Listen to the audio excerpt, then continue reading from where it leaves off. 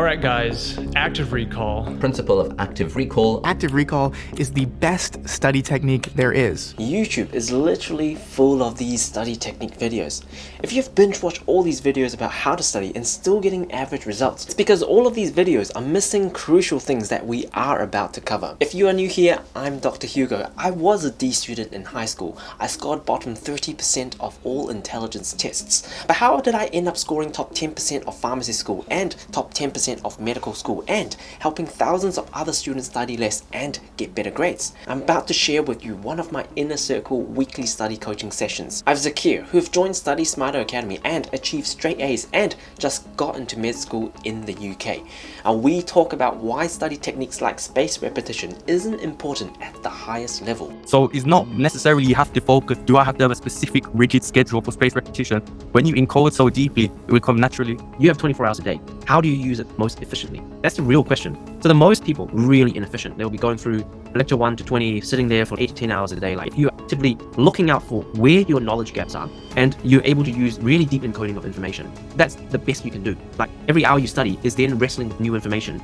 You have covered like 100 times, 1,000 times more and better than the person next to you. We also talk about the truth about overcoming procrastination and the true reason why this procrastination monster is grasping and controlling your life. The problem is when people are looking at procrastination, they go online and go, what are the 10 hacks to beat procrastination? It doesn't help because they don't fix an underlying deeper problem. The core thing I talk about is desire. There's no amount of study techniques, no amount of techniques of procrastination can really help you overcome procrastination. It's a coping mechanism. People procrastinate because they don't have a deep enough desire and why to chase what they want to chase. It's basically the society, the teachers, the preachers, the parents, everyone else that is instilling in them that you should do this. You should become a doctor. You should get A's. We also talk about effective ways of overcoming exam stress, fear, and anxiety. The reason why people have so much fear and anxiety is because these past experiences often project to the future, and then they start to think, okay, this bad thing's going to happen to me. This bad thing's going to happen to me. It's a really bad cycle to be in because your mind just keeps on thinking back. In the past, this bad thing has happened to me. Why didn't that positive thing happen to me? And then in the future, they'll be like, oh my goodness, these positive things are not going to happen to me. And then these bad things are going to happen to me. And then the mind just never are able to be present and actually do something about it to impact their future successes chances. We also cover the importance of making life choices for yourself and not for other people. There is so much resentment that builds up. Even my colleagues previously, they would complete the pharmacy school degree, they'll complete the medical school degree because their family pressured them into doing this. This is an external force, right? What happens is they'll get that medical degree and they'll take it to the parents and chuck it at them and go, here's for you. Now I'm going to go make music. Now these conversations get deeper and deeper as we progress towards the end. So I wouldn't recommend you to skip parts of this as the later parts won't make sense to you without the earlier principles. Now, as with all my videos, it's not just about studying, it's about how to succeed in life in general. Now these following conversations might just change your life for good if you pay close attention. So let's dive right into this. So my question is, how can I incorporate spaced repetition more into my daily study habits? That's a good question. So I think the whole spaced repetition thing, I didn't know about all this stuff back in kind of high school, pharmacy school, or even my medical school. I think it's more of a guide because you need to think about the overarching principles. Like, what are we trying to apply here? The main thing is how you can study more efficiently. So previously I used to study like lecture 1, lecture 2, lecture 3, lecture 4. I think most people do that. When they study, they're like, oh yeah, I need to cover everything. And then they sit from lecture 1 to lecture 20 and then they study it in order. I think most people do that. The main principle is identifying all the knowledge gaps that you have currently and until when your exams are, and basically spending more time to go through concepts that you don't understand well. Hence, the whole knowledge-based timetable will give you a systematic way of going through things, right? So if you identify lecture 2, 4, 6, 8, and 10 are red. So basically you need to go back to them and try to actually understand well until you turn them green. And then later on, you want to test yourself again to make sure that you actually have gotten those principles. For example, like, do you have any particular study groups or are you doing this all by yourself at the moment? All on my own at the moment. So I think that's the hard part, trying to do this all by yourself. It's like when I was in med school, like it was the best time in my life. In pharmacy school, I struggled because I was this loner wolf, right? Like I'm just doing everything by myself. I'm literally using desire and mental strength to try and push through, which is not good for your mental health. When you're doing everything by yourself and sometimes you go through failures, sometimes you drop off, it's just not good for your mental health. You're like, why am I doing this? But then when you are going through with this with a group of friends, for example, me in med school, it's really fun. Like I look forward to our Saturday morning. We do 3 or 4 hours together and then that's it. And then we go and have lunch and chill afterwards. But those 3 or 4 hours, we research really well each, like for 1 or 2 topics. That's the ones that you might want to cover. And then you look forward to that because you're going to teach the people around you. So it becomes a source of activity and then you try to anticipate their questions. And then so when they ask you questions, they're like, oh yeah, actually, I researched this. It becomes like a game where you're able to know the topic so well that you can just teach it off without any materials then that knowledge becomes yours and you don't need spaced repetition anymore. That's at the highest level of learning. We talked with Zakir previously. Like, he is a master of this. He's basically, people look at him and think that he's a genius because it's not that way. It's like how you can reason with your own logic to make sure that everything that has been presented to you is making sense to you and your mind. Once you're able to explain that simply in your own words, either to yourself, either to ChatGPT, either to a good group of friends, like what I did previously, the overarching principles remain the same. I feel like to answer your question of spaced repetition, how to do that the best, is going back to how well you're able to encode information from your short-term memory, which is basically you trying to read information or trying to consume information from a lecture, from Khan Academy, or from whatever resource textbook that you have. In order to store that into long-term, you need to unscramble all of this and relate it to the existing concepts that you have, and able to explain this into your own words and also answer all the queries that you have yourself and also what other people might have. So you're encoding this well into your library of long-term memory. Once you do this well, the process of retrieval is really easy. Does that kind of make sense? My analogy is you've got all the sensory information. It's like these loose pages from all of these books. That you can have a Harry Potter book, page 1 to 1000. You can have a Lord of the Rings book. You can have the Atomic Habits book I've got right here. And all of them loose pages. So your short-term memory is trying to bind these into logical chapters. What are the common patterns of this? What are the similarities of this character to other people? So you're trying to bind this into meaningful things and bind these loose pages into chapters and eventually into books into your long-term memory. And once you're able to do this process well, then it makes sense. Once you pull this book off your shelf, you're like, oh yeah, chapter 1, chapter 2, chapter 3. I know it can relate to other chapters or other books as well. So I think the key to answering your question is focusing on your quality of encoding information. I think literally this overrides the principle of spaced repetition, because say what I did in pharmacy school was really dumb. I'll be encoding really inefficiently. So what happens is that I would take all of these loose pieces of paper and then I'll just randomly grab a bunch of paper. Like, it can have Harry Potter book, it can have a Lord of the Ring book, it can have like Atomic Habits. I don't care. I just bind them all into a chapter because I want to bind them in the chapter. Like, it's a different mentality, right? And then I shove it into my library. So what happened when I want to recall this? When you have rubbish in, you have rubbish out, right? So that's why I struggled so much in pharmacy school. I was studying like bloody 12 hours, 15 hours a day, and I was like nearly burnt out. It's because my processing of information, my encoding of information is really poor quality. You need to be forming deep understanding of the knowledge that's presenting to you. Because once I'm able to do that, and the way I do that is, back then when we still had physical lectures, what I'll do is I'll attend the lecture because it focuses me on establishing a routine, right? So I'm there, I'm listening. Before the lecture, I'll already prime myself on how to be more active in the session. Like, I'll try to look out the lecture slides. For example, if there are 10 concepts in there, I'll be like, okay, I know this, I don't know this. Can I read and research already? And usually when I read and research, I'm like, okay, I got about 89% of this already. And then when I am in there, there'll be maybe 1 or 2 topics I don't understand well. So then I'll be focusing specifically and listening very actively during the lecture. And you see how this is very different from how most people just mindlessly bring out their iPad or whatever the thing, they just type, like literally transcribing. You don't need to do that. Like, AI can do this for you easily. Like, just put a recording, chuck it online. You've got a transcript. Why are you transcribing? So the focusing on encoding information. Well, okay, how can I relate this to my current knowledge? And answer all the questions that I've had before the lecture. Okay, so this is the first layer. Then the second layer is really the hack, right? Is we're in between lectures. Most people like to stay there and chat with their friends. What do I do? I go up to the lecture and literally I'll just clarify the things that I don't understand. I'd explain to them, like, this is the Feynman technique, right? I would go down there to them. They're the experts, so they know the concepts like back, front, and center. I'll go down and I'll be like, hey, Mr. Lecturer, this is the concept I don't quite understand. This is what I understand about it, and this is what I don't understand about it. When you're able to preface the problem and the concept like that, you're learning a knowledge, and this interaction with them clarifies it so well. And then when I'm able to be like, okay, is this concept like this analogy? Is this concept like that analogy? And you drill them, and then they will drill you. And then also, you get an extra bonus on top of that, is that the lecturer, say for example, they teach 20 concepts. You are so specific on the 18th one, and then when they tell you, actually, Christopher, you don't really need to focus on this really well. I would suggest you to focus on principles 1 to 10 well. This is gold, because your lecturers in university are the ones that often set you the questions, the answers. They might be different from your MCAT, but if you're in university later on in med school, like Zakir will be very soon, you will be able to just have that hack. You know what to focus on, you know how to clarify your information, and once you're able to clarify it, you've encoded your information, you've bound your book already. And when you come to recall it, weeks or months later, it's still there. Rather than you can listen to the lecture for 10 times, that takes 10 hours, and then you can rewrite and write more notes and keep on copying on a page. You can do that for another 10 hours, that's 20 hours. It still doesn't compare to just 5 to 10 minutes talking to the lecturer and actually clarifying. Keep on clarifying. When they say an explanation to you and you don't understand, don't just say, oh, yes, most people do that. Oh, yeah, because I don't want to look stupid. So if you don't understand, I'll be like, actually, sorry that I'm like being a bit slow. This is what I understand. This is what I don't understand. Am I getting this right? Until they're like, yes, you've got this. Then the knowledge is already yours. What do you need to do for spaced repetition? I don't need to go and study asthma again because it's already so deeply ingrained that I'm also applying and teaching my patients day in, day out I don't need to study it anymore unless there's some new information, new therapies, and then it just slots in easily. Do you try to get what I'm getting at the moment? I know that you're trying to look at a systematic way, but I think the 80-20 is to focus on how well you learn information and how well it is installing in your brain the first time. Because if the first time is done well, you don't need to go back to it anymore. That's the gold standard. But obviously, we have fading memory. That's the nature of our brain. But if you get concepts, they really just stick on for months and months on end. That's why I studied much less in med school, because I focused on understanding concepts. The facts, all that other stuff, like where does this attach to that? You're going to forget it. Like you can shove your brain with that like for 2 weeks and then you're going to forget it afterwards. So I never focused on that. Is that going to make sense?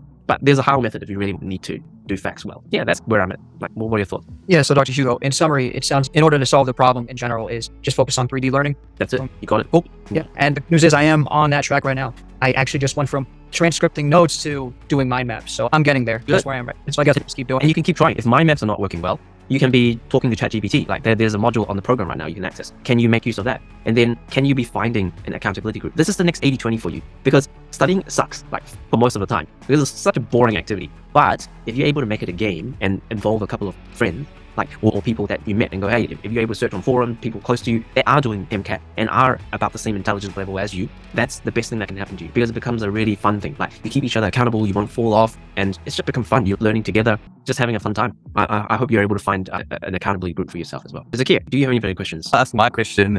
Is it okay with Christopher? Could I actually get what his question was? So his question was, how do you do space repetition well? I just want to add a specific experience. Obviously, we're talking about encoding. I remember from my maths exam. Okay, sorry. Just to stop you from there, just to preface Zakir's experience, like, he's a straight A student and he's just gotten into medicine. So I just want you to take some weight as in his experience as well. And he's a type that encodes information really well and don't seem to be needing to study a lot, but there is underlying principles that we've talked about in the program and also what he's doing as well. So I just preface this and you can take it with more weight as well. Okay, go ahead. Yeah.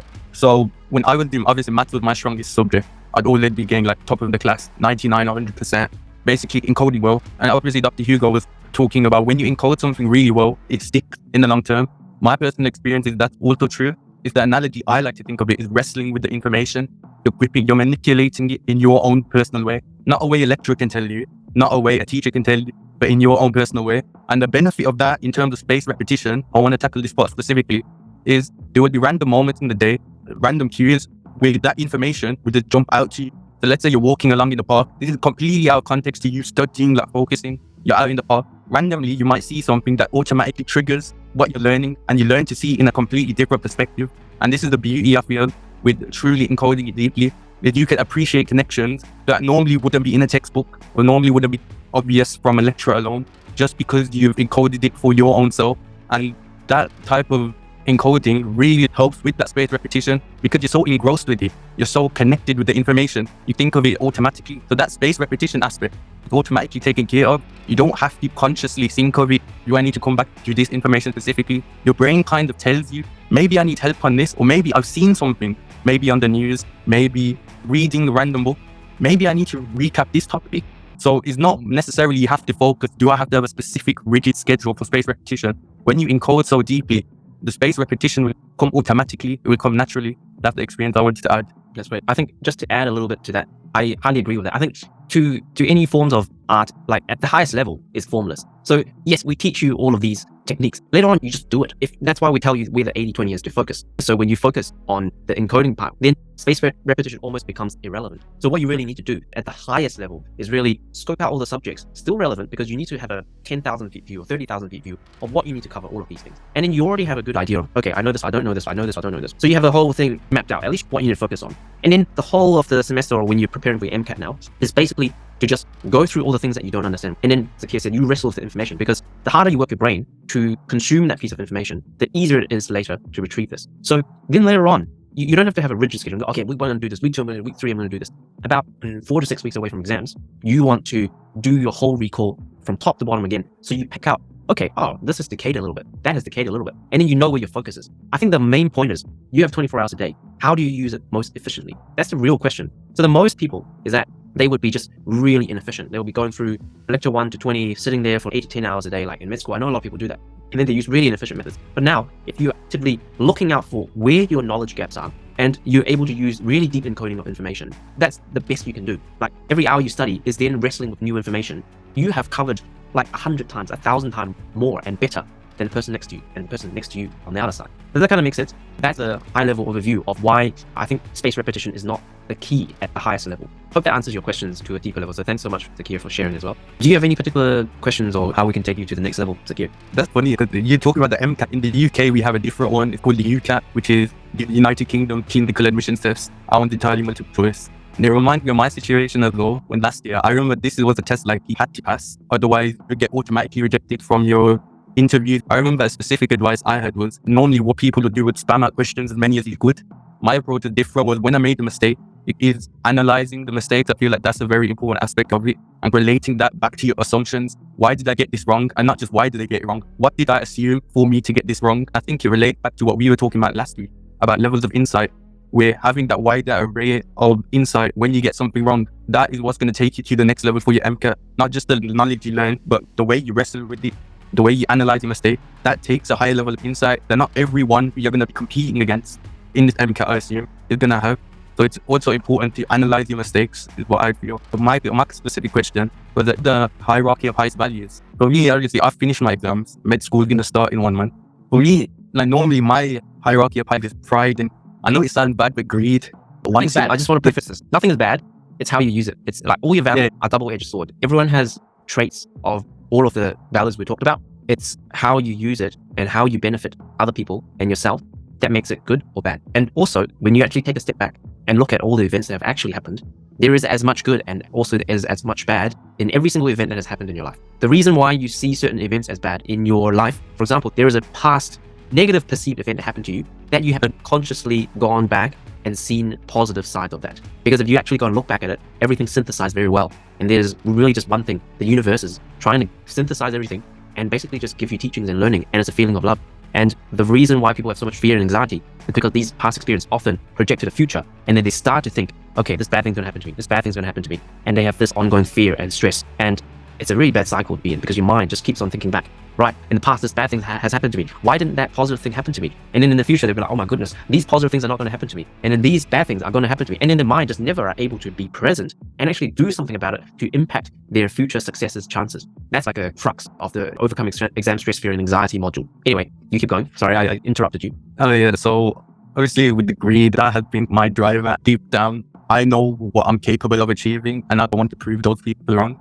Obviously, since my exams have finished, I feel like the other hierarchies, lust, especially gluttony, instant gratification, has slowly like creeped up. And I'm thinking of my awareness. I think it's because my exams are specifically over that if my brain is feeling like there's less to do, it's more empty. So my brain is trying to fill that out with instant gratification. TikTok is a thing that I never used before the exam. But ever since exams are finished, I'm on that 4-5 hours a day. And I go deep down, my brain is like, this is a waste of time. But my brain kind of justified, oh, you finished these exams, you deserve that break, you passed your exams now, you got a month till medical school start. Why not relax before the hard part? It's one of those weird things. And my question, is it normal that hierarchies of highest value, they shift over time? Very interesting question. In short, I would say yes. Because then you really look deep within and go, where does my values come from? That's really the deepest question, right? And when you really look at it, it comes from a few places. It comes from your upbringing. When you were a child, there are certain perceived voids that you've had. If I had that as a teenager or as a child, that would be great. Or there's an event, like maybe your parents, your siblings, or your relatives said something to you, did something to you. They have something you don't have. And you're like, I want that. Or you've seen some role models that they have some sort of traits or some sort of successes that you don't yet see in yourself. And these create voids. Then often, this continues to build. It becomes something you chase in your adolescent years, like now, and then in your adult years. So for example, your desires to get into med school probably has been a complex interactions of all the events that have happened ever in your upbringing, and also how your values have shaped. And that also mixed in with your own genetics, epigenetics, and all of the things that shape who you are and your temperament and everything. And with all the environment stuff that happened to you, that has created a void, a huge void of, I want to get into med school. Otherwise, you wouldn't, out of anyone's mind as a teenager, you wouldn't have given up so much time to just do studying. You could have been on TikTok. You could have gone out and did drugs. You could have gone and dropped out of school. You could have done any of the above, but you didn't, because you were chasing that huge void with a huge desire. Is that correct? That kind of proves time and time again, like, people who have that drive, have that desire, is great, because once you cultivate that desire, you will do anything and everything to try and achieve your goal. When looking back to yourself, you probably don't procrastinate a lot, because when you have a sufficient big enough desire, you just go and do what's required. The problem is when people are looking at procrastination, they go online and go, what are the 10 hacks to beat procrastination? It doesn't help. because they don't fix an underlying deeper problem. I released a YouTube video called 9 Principles of How to Get Ahead of 99% of Students. The core thing I talk about is desire. There's no amount of study techniques, no amount of techniques of procrastination can really help you overcome the thing that you're trying to overcome. For example, procrastination. It's a coping mechanism. People procrastinate because they don't have a deep enough desire and why to chase what they want to chase. It's basically the society, the teachers, the preachers, the parents, everyone else that is instilling in them that you should do this. You should become a doctor. You should get A's. But it doesn't come within them. It doesn't come as an innate desire of that person. So they will not do well. There is so much resentment that builds up. I hear so many cases of even my colleagues previously. They will complete the pharmacy school degree. They'll complete the medical school degree because their family pressured them into doing this. This is an external force, right? When their family pressures them to do this, it doesn't come from within. What happens is they'll get that medical degree and they'll take it to their parents and chuck it at them and go, here's for you. Now I'm going to go make music. Does that kind of make sense? Huge tangent, right? But the whole thing is we've got all these voids that we want to achieve. We've got all these voids that create our desires to shape our actions to go and achieve. When we have our values that aligns to chase those voids, that has meaningful challenges that we can step by step overcome and gives us fulfillment, that's probably the best path to continue in life. Because if you continue to listen to other people, oh yeah, completing medicine is good for you, but you don't feel that. And then when you become a doctor, and then you're working 16-hour shifts, 18-hour shifts, 24-hour on calls, and then you work 10 days in a row without any breaks, and you're suffering, and you don't like that profession yourself, that's how burnout, that's how mental health problems build up. And that's how all of those people continue to be unhappy. It's because they were not sure why they were there in the first place, and they do not have an exit plan because they have sunk in so much time to get into medicine and they have not fully done the due diligence as in what it entails. But if you are able to be fully aware of what's going on, so for example now, I actually quite enjoy general practice. Like I get to choose my hours. If I wanted to, tomorrow I can stop working if I want to. I can choose to work 2 days a week. I can choose to work 4 half days a week. So when you have that choice and you're actually enjoying the nature of the work, like life just becomes great. Whenever I have a week off with my friends or family, I actually look forward to go back to work. That's the life path that I really want to empower other people to be on. Otherwise, all of the sacrifices, all of these things, what are we doing it for? So like for Christopher, like if you don't know what medicine is really going to be like, and you've sacrificed all your teens and all your hours and all your sleep and social life and everything to try and get in, and then you realize, oh crap, this lifestyle is not for me. So that's why I really strongly urge for those like who really are looking into a professional career to actually really talk to people who have been there. Not just the one person, because they can give you different perceptions. I can give you a different perception. But if you talk to 100 doctors and a lot of them are quite happy and they're like, oh yeah, this is a great job, then it's probably a good thing that you pursue. And then when they tell you all these challenges, you can also analyze, okay, I probably won't mind this challenge. Like at least you've got both the positives and the negatives already in place and you've synthesized and go, yeah, this is worth my effort. This is what I want to pursue. And you just have all that certainty and then you know what you're getting into. When you're actually there as a doctor, you don't regret. You're that happy person. And people are like, yeah, it's like a 6 a.m. ward round or 7 a.m. ward round. It's like, why are you so happy? I'm like, I chose to be here. When you choose something and when you want to be there, why aren't you happy? So yeah, I think that's the ultimate hack in life. I can't simplify this any further. But to answer your question, I feel like yes, your voids do shift because once you have satisfied your void, say for example, now you've gotten to med school, that's probably one of your biggest voids in your teens and now you fulfilled it. So now your body is like, what's my next void? Your next void may have been created when you were pursuing med school, which is I have put aside all these instant gratification to go and do study. So now your void goes to boot. So now it's very natural for you now because nothing else is in my way. I'm going to satisfy that void. You see how this is a never ending process? And then now your different void is building. Your void of I'm not fulfilled. I feel like this is a waste of time.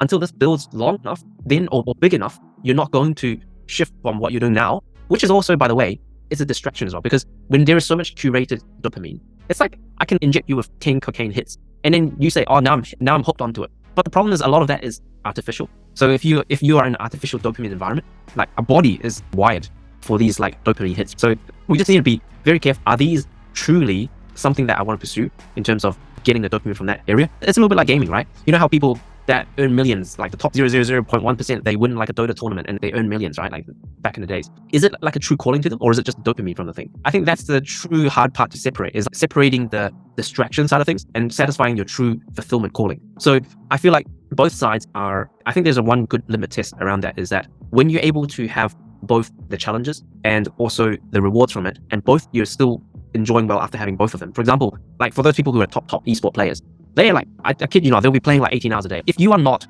truly inspired by the process of that, you would have quit. If you tell me to play 18 hours games a day, I'd quit at day 7 because I'm like, this is just not for me. And this is just not as fulfilling as me showing up and just having a chat with you guys and seeing you guys grow. This is what lights me up. And in the process, obviously, I will also have a lot of challenges as well. Like I have to build this school together, I have to run these ads, I have to create all these content. Sometimes I don't feel like creating content, but it's the process of, even sometimes when I don't feel like doing it, I know it's the right thing because later on then it generates the results that we want to have. I've gone through many tangents, but hopefully that gets a little bit of light on the process of the self-awareness side of things. Yeah, and it reminds me of something I think we were talking about 2 weeks ago. It's about the identity as well, of what you want to build your life around. It's embracing those challenges. I feel like in my situation, I was trying to hide away from the challenges. Just say, okay, that now that these exams are done, I will have no more challenges in life. But it is also about appreciating those challenges and me having that awareness to look at it and go, are these challenges worth me trying to go towards this direction in life? It's not all about medicine at the end of the day. It's about how it's going to shape my life and how my own perspective will change over time and what life I'm trying to build. And medicine is just part of it. As you're saying, an issue that most people have is they make their job their life. Medicine is their identity. That's all they are, just a doctor. You take medicine away from them and there's nothing else to it. I think the reason why I enjoy these talks so much is it makes me more aware of these kind of situations. So whenever I try to fall into a trap, it makes me aware that, okay, I'm probably going to go towards this direction. But what are maybe the benefits or the drawbacks of it, instead of just going blind, at least I'm taking a more calculated approach. And even if it goes wrong, my brain can analyze and learn from it instead of just carrying on making the same mistake over and over again. But yeah, what you said does make sense. I think two main things I wish to add. Number one is I already covered in the program. It's called looking at time horizons, right? So for example, when you were in high school, you probably would have to sacrifice 3, 4, 5 years of your time working really hard to get into med school. And once you got in, you can relax if you want to. I think now is a really good inquisitive time for yourself and go, are there any other kind of traits and other types of identity I wish to pick up? For example, when I was in med school, I was heavily experimenting. I know that I really like carrying out business ideas and the teaching side of things. So I really go and think, how do I create something? How do I do things that molds myself? So if medicine doesn't work out as an identity, I have the second identity as a business owner or a teacher. And then maybe now I have a third identity as a father, as a husband. And I think it's Naval Ravikant that said this, when something along the lines of when someone is so ingrained in one identity, it's very dangerous because when they are just identifying with one single identity, for example, I am a teacher, I am a doctor, I am a Christian. I even bring religion into this because something then later on, they find out, actually, life isn't like this now. I don't perceive life as what my religion or what my previous identity has. I don't identify with that any further. Then they come into this huge breakdown. Depression happens, anxiety happens, all of these things happen because they suddenly realize that, actually, now I have more information about this world. Now I'm seeing more. Now my insight has expanded. I don't align with my previous set of, because what are identities? It's basically just a set of thought patterns, a set of behaviors, a set of habits that you do that reinforces the same habits, the same identity. And then this loop continues.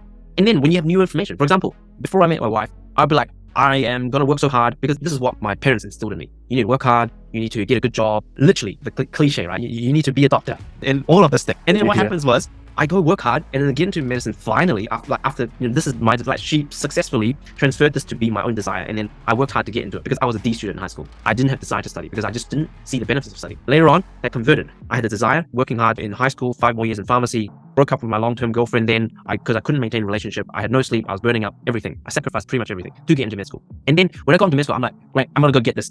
This is my life now. My identity, I'm going to be a doctor. I'm going to work 100 hours when I get into hospital. I'm going to be the top surgeon in the world. I'm going to be the best. That was my identity. But then later on when I met my wife, and then she showed me, she was just working 2-3 hours a day. She bought a property, for example, and then she would sell it 3 months later, and I would have to work 5 years to get the same amount of money. And then we realized that, man, it's not just about that. Like, you could work smarter. And then my identity changed. I started to realize how dangerous this identity would be. For example, God forbid, something happened to my hand. I couldn't be a surgeon anymore. What would happen to my life? Or if some illness happened or something happened in my life that I could not be a surgeon anymore, and I put all my life into that, what happens? So that's where all the midlife crisis comes in. That's where all the majority of people who have depression, anxiety do also suffer as well, because they don't have that, they're either locked up in one identity and they find new information that proves that their identity might not be correct, which is a sad thing. Say, I always thought you have to work really hard to make money. It sounds really dumb. Like when I was in high school and in pharmacy school, I'm like, I'm a pharmacist, I'm going to earn 70K. When I'm a doctor, I'm going to earn even more. My life will be sorted. But then I look at how there's new information coming in, which is my wife. Like, she started the property journey way earlier, and then we went on further property mentorships and all that stuff later on together and go, crap, these people are earning in 3 months what I would do in 3 years or 30 years. And then my whole world just changed and my identity have changed. So my identity now is like, how can I keep doing the things that I enjoy, like teaching and all these stuff, and bring in still good income and also have a good work-life balance? That's my identity. So how do you shake that? So it becomes, I think, a little bit more resilient to life changes. I think that's probably one thing that I want to touch on is, the time horizon side of things. How much sacrifice for the perceived secure future that you want? For example, now you've sacrificed 5 years of your life being a top A student. So 2 months of relaxing, I feel like that is more than reasonable. Just go and enjoy, like experience the dopamine every day. And then you'll start to listen to yourself. Is this actually fulfilling for me? Because it may be. You might become a creator. You might be like, oh, I want to create something like this. It's just like tasting different things in life. It's like I started a business selling physical objects. I failed. I started a question bank for exams. It had some successes and then it failed. And then I started another like info business and teach other people on how to pass their med school exams. There are a lot of people take up. And the process of all of this, I think it all comes down to the most resilient thing that you can do is to build up skills. So once you have these skills, and if you develop a new identity, say for example, you don't want to become a doctor in 3 years, but you've learned all these skills like from this program, and then say later on now in your free time, you decide to go and create a business, start a business, try to sell people things. Selling is another skill that's like most underrated. I would recommend everyone to try and develop selling skill because you can get wealthy doing 2 things. Either building stuff, for example, building these programs, building a personal brand, building a physical product that people want, building a question bank that Christopher and Zakir you might have bought. So building these things will make you wealthy. And then number 2 is also learning how to sell, like knowing how to sell to customers, for example, sell to investors to invest in your product. And for example, we have development projects and go, hey, here's my track record. Here's what I can bring you better than your bank interest. Do you want to give me your $500K or $1 million? And in 12 months, I'm going to bring you this amount. All of these are skills that are essential to life. So once you have these skills, no one can take it from you. Even if you lost everything tomorrow, I'm going to build it up again, right? Like what is there to fear? So I feel like the whole overarching thing is to be flexible. You need to be flexible in life because when you're a dead person, you're stiff and you can't move. And whenever you are that stiff person with stiff mindset, with stiff concepts, thoughts, behaviors, and action, and you're just doing one thing, it becomes really dangerous. Just be really careful when you're subscribing to an established kind of sets of values in the form of, it could be you identify with certain hobby groups or certain religions or other things like that, because it then limits your thoughts and behaviors and all that other stuff as well. I'm not saying, okay, this religion is good, this religion is bad, but I'm just saying that apply your thinking and go, are these all of the things that I wish to subscribe to? If not, I feel like the most fluid thing to do is, oh, actually, there are good things from this group. There's good things from an identity as a doctor. There are skills that I picked up from this, and then basically mash it into something that you build a fulfilling life with. For example, now I really like this teaching thing, so I continue to do this, and I continue to try and build things around this to reinforce this identity. And later on, if my identity changes, doesn't matter, because my skill of, for example, these mindsetting skills that I can transfer to other people, or the skill of building something that I converted you guys from you never heard of me before to paying me and sitting here and chatting together. So that's another skill. And so I really urge you guys to also build the skill out, because once you have these skills, you're fearless. Like no one can take anything from you because you can create income, you can create security, and then you're set for life. That's it. Now, if you enjoyed this and want to join me in these weekly coaching sessions, click the sign up link in the description below.